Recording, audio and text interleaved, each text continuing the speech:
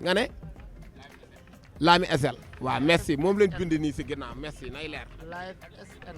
moo nekk nii ah yéen a ngi ko gis télé bi xew si jamono saf-sap. Il s'agit d'un tournant extrêmement important pour le devenir et l'avenir de notre cher peuple.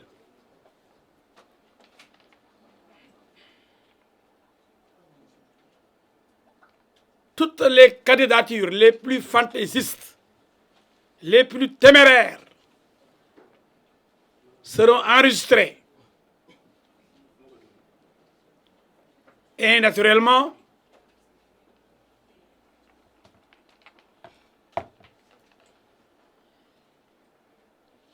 des experts en propagande vont occuper l'espace médiatique pour faire un lynchage de cerveau, pour manipuler les consciences,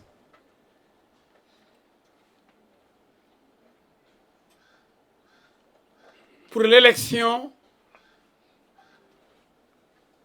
de candidats aventuriers, milliardaires, corrompus, terroristes, salafistes, voire rebelles.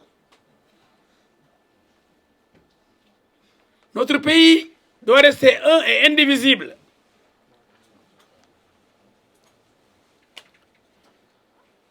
Depuis plusieurs années, le Sénégal est menacé. Le Mali est déjà agressé. Le Burkina est agressé. Le Niger, le Nigeria, Boko Haram. Tous les États africains sont en danger. Autour de nous, la Guinée, le Mali, le Burkina sont dirigés par des régimes militaires. Chez nous,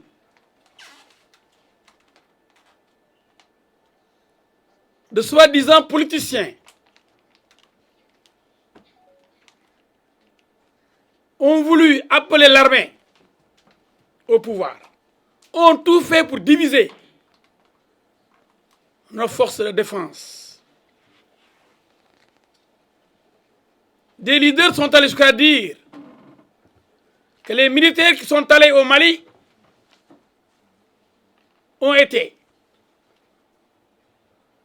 en mission sur ordre de la France. Nous avons vu la réaction musclée des hauts gradés et même d'un ancien chef d'état-major général, Semga, le journal SEC, un grand patriote.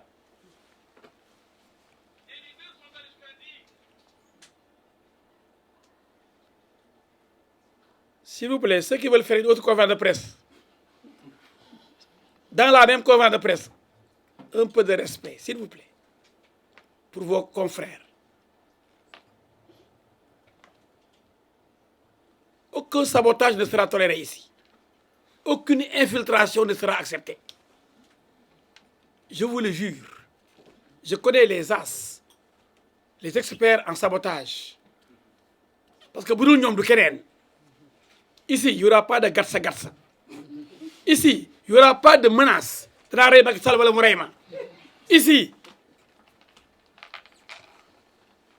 amul cooki fin cooki final fii jàmm rek fi am ñun jàmm lañ xam ce Sénégal de Senghor, ce Sénégal de la Teranga avec les lions de la Teranga. Sénégal jàmm rek fi xaj pas ay cooki ay rayante ay gatsa. Non, ces gens-là, c'est des marginaux.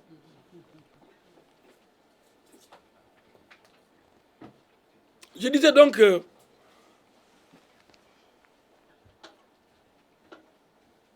ce tournant est historique. Et mon parti, qui ne parle pas beaucoup d'ailleurs, vient de sortir un communiqué après la réunion de son bureau politique du samedi, élargi aux représentants des départements pour poser la candidature de l'homme du 23 juin. Nous avons la chance, contrairement aux autres, d'avoir un homme comme De Gaulle. L'homme du 18 juin, c'est De Gaulle. Et l'homme du 23 juin, dans le monde entier, il s'appelle El Hadji Diouf. Dites-moi, dans ce pays, quel est ce leader qui s'identifie à un jour historique, à qui on dédie un jour spécial, à part le leader du PTP. D'autres auraient bien voulu avoir titre l'homme du 25 juillet, du 4 avril. Il n'y en a pas. C'est le PTP à l'homme du 23 juin 2011.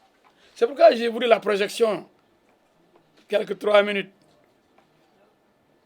du 23 juin. Xam nga fii ku ne xama ku la mën da nga ko dul nangu. Non gars yi rangale leen fii rek nga leen yéen ñii yegg El Hadji ko mën.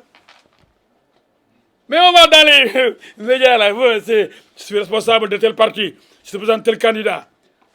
Votre leader et le leader du PTP, par rapport à ce qu'ils ont fait, eux deux, dans ce pays-là, c'est qui le meilleur? Wolof Njaay mu ne bu ngeen yemalee cër am ñu gedd seen cër mais ku nekk xam nga ku la mën da nga ko dul nangu wala nga am ay fenkat nag ak ay ñu lay ñoo neexal xanaa ñu di la mbalaxal ci rajo yeeg télé yi naan ti koy war a nekk président ëllëg kooku lu mu def ci réew mi lan la fi def lu may rey doomu jàmbur yi dem leen dee ñuy dee mortal combat wala nga ne dund leen ku dee sa yaay juraat un peu de respect pour la vie humaine. Ce sont des gens comme ça qu'on essaie de promouvoir partout dans les médias. Quand je vois les gens les défendre et les journalistes éviter les représentants de ces gens-là pour faire la propagande pour des tueurs, des gens qui sont là pour le mortal combat. Sénégal kenn du ko jox ku rey nit ñi ak ku ne ñu leen dee dund leen tekki leen dimbali leen seen waajur waaye dee leen pour man yaay kan yow yaay kan doo yeneen ci yeneen bi laa jógee sama turandoo sallallahu alayhi wa sallam yow yaay kan pour xale di dee seen yaay di juraat yow yaay kan. J'ai mal quand je vois des fumiers, des poltrons, des vauriens supporter un discours pareil, ayant peur de l'homme qui menace, dont la vie politique s'identifie aux menaces, les menaces. Dinaa ko rey jusqu'à menacer le chef de l'État. Président Macky Sall dinaa ko rey wala mu rey ma. Mais quel est ce discours de rey. Dundu man dundu laaw dundu. Danaa leen dundal ngeen lekk ba suur naan ba mandi am liggéey. waaye dee leen reyante leen xeex leen cooki leen mais kii loolu mooy lan tàppe yi de pat ni muut yambar ba bëgg a dee réewu yambar xaw ma kon Sénégal de Lat Dior Ngoné Latyr Diop de Alboury Ndiaye de Fodé Diouf mon grand-père dernier roi du Saloum le père de mon père c'est le dernier roi du Saloum ñun dañu am ay valeur doo jógee ci àll ba rek ñëw dañu napp ñun kenn on est innappable kenn mu ñu napp on va avoir un sang royal et se laisser intimider quand même on ne serait pas un roi donc dañ la koy waxal waaye nekkuloo ko kon El Hadji Diouf li tax mu ñeme damaa ñeme li ma doon laa nekk rek yëgul lu ma ko sax sama yaram waaye nag kenn du ma napp de ku nango ñu napp la sa affaire la sa jabar jéppi na la say doom jéppi nañ la ëllëg Sénégal jéppi na la gars yi am leen fit waay Sénégal yi am leen jom waay nañu ànd xam ne réewu Cheikh Ahmad Bamba cey waay réewu El Hadji Malick réewu Baye Niass sama mbokk Kaolack réewu Limaamu Laay réewu bu Kunta Njaasaan ba ci jàngu bi ba Popenguine waaw réew moomu benn xale dina ñëw bëggul Sénégal naan day def monnaie locale bu gañee dëkkam ana monnaie ba kàcc rek xale boobu fen na ba nëb yaram bi mooy dox ci fen mooy dox ci yaram bi di taxawaalu ci yaram bi lu mu la wax rek fen la incapable de dire la vérité mais gars yi les gens où est la monnaie locale bu ngeen ma falee ba def monnaie locale parce que bëggul Sénégal foofu la bëgg dee na monnaie locale kay du monnaie nationale de ana monnaie locale ba sax fen rek kàcc rek naxee mbaay rek waa ci kaw ay fen la ñu nar a yore Sénégal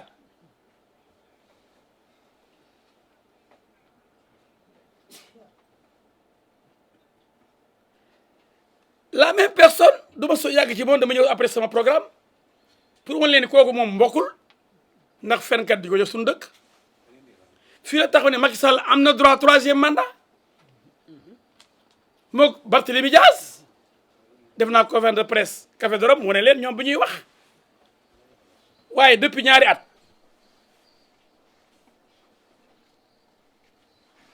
lu ñu campagne toute la campagne de ces éléments là c'est Macky ne fera pas un 3e mandat s'il veut la paix dans ce pays là mais ñi kan la yàpp Macky a droit à un 3e mandat ensuite vous battez campagne pour dire Macky ne doit pas se présenter pour un 3e mandat pendant ce temps là pour dire que du ma seen nawle pendant ce temps là de tout temps c'est l'ami de Macky Sall parce que c'est un homme de vérité qui disait à son ami doo fi def 3e mandat si je permets à la peine de me dire maître vous mentez j'étais constant au lieu de me rendre hommage à travers les émissions de télé et de radio personne ne m'a rendu hommage au moment où tout le monde disait président F24 on va faire dans campagne pour qu'il n'y ait pas 3e mandat moi je dis à mon ami vous êtes mon ami mais vous n'avez pas droit vous ne ferez pas un 3e mandat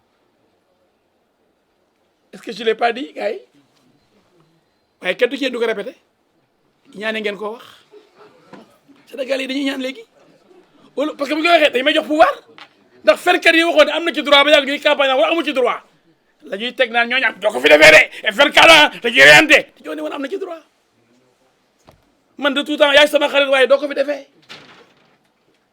wala ñu ne pourtant il a jude il a le mérite d'être l'ami de Macky Sall et d'avoir toujours dit qu'il n'acceptera pas un 3e mandat waaye du benn média booy dem dégg ñu wax ne El Hadj Diouf waxoon na fi lii pourtant ak am fit pourtant ak am fulla pourtant lu mu ànd ak yow dëgg da la koy wax waaye ku ko wax da nga may valoriser te ci télé yi dañu côté télé bu ne am na koo faral rajo bu ne am na koo faral te boo sañoon kooku may nekk président fekk kooku sax yemuma ci wee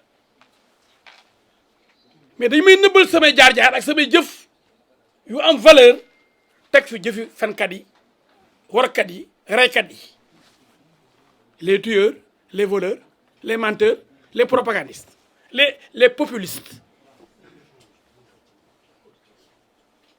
c'est pourquoi ma candidature est légitime pourquoi déjà à l'université de Dakar j'étais le numéro 1 du mouvement étudiant de Dakar. J'étais le seul, il n'y en a pas deux, le seul étudiant, notez bien, élu par la faculté des sciences juridiques et économiques à l'époque. Maintenant, c'est juridique et politique. Avant, c'était juridique et économique. Il n'y avait pas encore de sciences politiques à l'université à l'époque.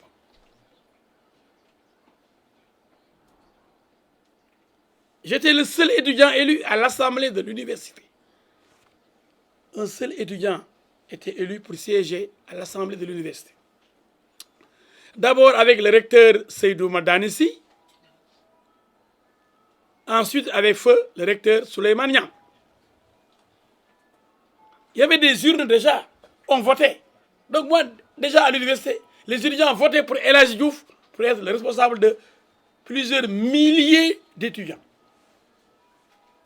J'étais en même temps parmi les 4 étudiants élu au conseil d'administration du COUD, Centre des œuvres universitaires de Dakar, sur toute l'étendue du territoire de l'université, faculté de médecine, de sciences, de lettres, de droit et sciences économiques.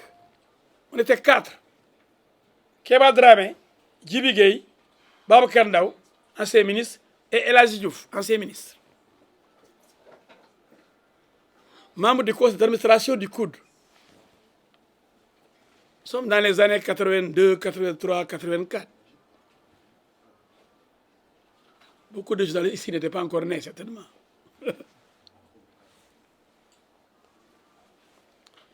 Après l'université, et je siégeais en même temps à la commission d'attribution des bourses nationales, à la commission d'attribution des chambres. J'étais le seul étudiant à occuper toutes ces fonctions. Donc j'étais le numéro 1 des étudiants. Et pourtant, il y avait les Macky Sall, les Amadouba, les Ablaye Daouda, les Ablaye Baldé, qui venaient après nous et qui étaient là, derrière nous.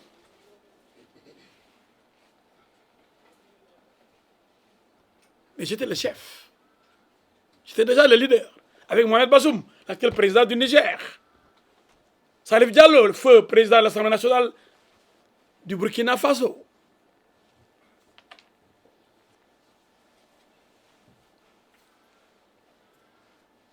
L'actuel président du Niger, on faisait les grèves ensemble, on dormait ensemble, on dirigeait les grèves ensemble. Mohamed Bazoum, c'était le président de l'USND, l'Union des scolaires nigériens de Dakar.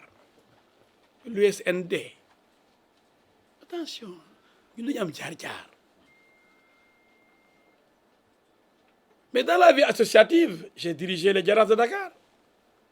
J'ai gagné tous les trophées. Donc je connais les problèmes de la jeunesse, les problèmes des étudiants.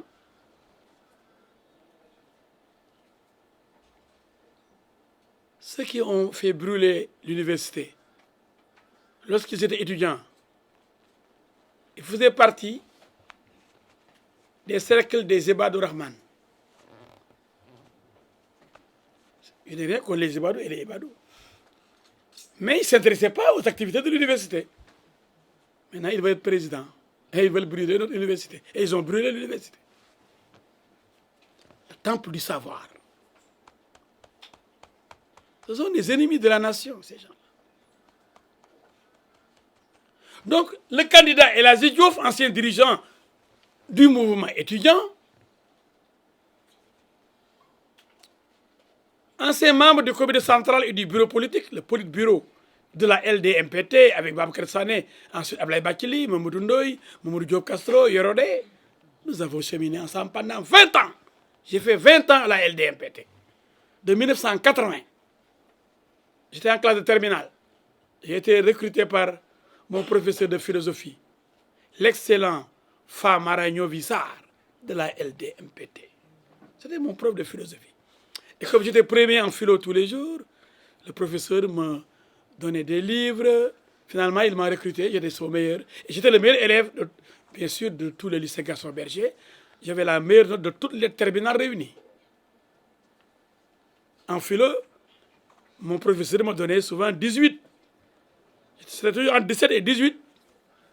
Si j'ai bien compris, bien agencé, bien argumenté, mais surtout une documentation sérieuse, 18 sur 20. Pour diriger un pays, il faut être brillant. Vous ne pouvez pas être un nulard et diriger votre pays, ce n'est pas possible. Sauf maintenant, on veut que les terroristes qui sont au Canada et aux États-Unis pour insulter les gens, insulter les khalifes généraux, avec leurs candidats, ils veulent diriger avec les injures et les menaces. Mais nous, on cherchait le savoir.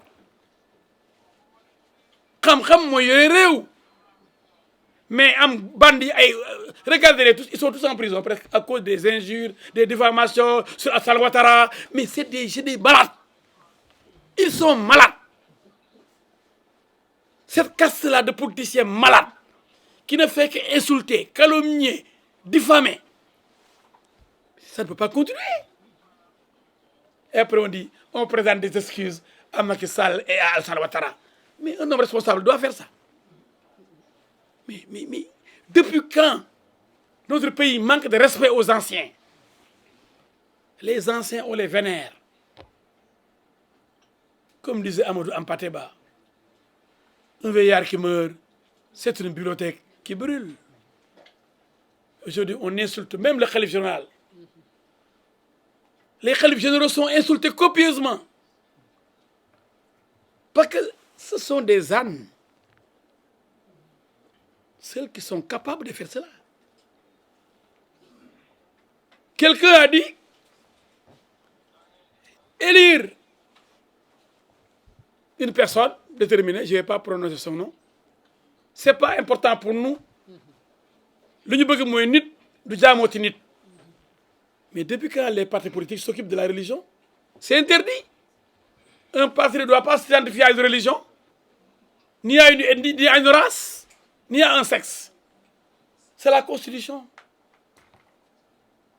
C'est la Constitution sénégalaise qui le dit.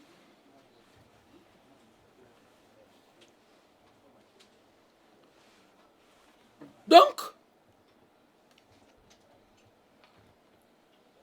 nous voulons, nous, bâtir un nouveau Sénégal. Fondé sur le respect mutuel, le respect des anciens, le respect de nos confréries religieuses. Mais il y en a qui ont déjà déclaré la guerre à nos confréries, qui vont scander des noms à la mosquée de Touba, qui vont même saccager Touba. Ce qui a été inimaginable avant l'arrivée de ces nouveaux politiciens qui n'ont aucun respect pour notre peuple et ses guides religieux et même politiques. C'est pourquoi, quand certains fumiers réclament la libération entre guillemets de détenus politiques, je dis mais ñii ku ñu yàpp nga ñëw saaga mag ñëw toj magasin jàmbur ñëw rey nit après ñu ne nañ la libéré ndax am na foo bokk ndax jàpp yi bëri na mais yéen ñi fi toog kenn jàpp leen. Ceux qui n'ont rien fait ne sont pas du tout inquiétés. Mais vous passez tout votre temps à mentir, à diffamer, à calomnier, à insulter, à diffamer. Ensuite, à voler, à agresser, à tuer. Après, vous dites, non, non, non, on ne doit pas arrêter ces gens-là, il faut les libérer. La libération des détenus politiques. Quels détenus politiques? La loi, elle est là pour tout le monde. Moi, je suis juriste. La loi est impersonnelle et générale. Elle s'applique à tout le monde. Maintenant, s'il y a un parti politique qui, par son comportement, par sa façon de faire, qui cultive l'injure, les incendies volontaires, les agressions, les pillages des boutiques Auchan, les stations, les banques maintenant.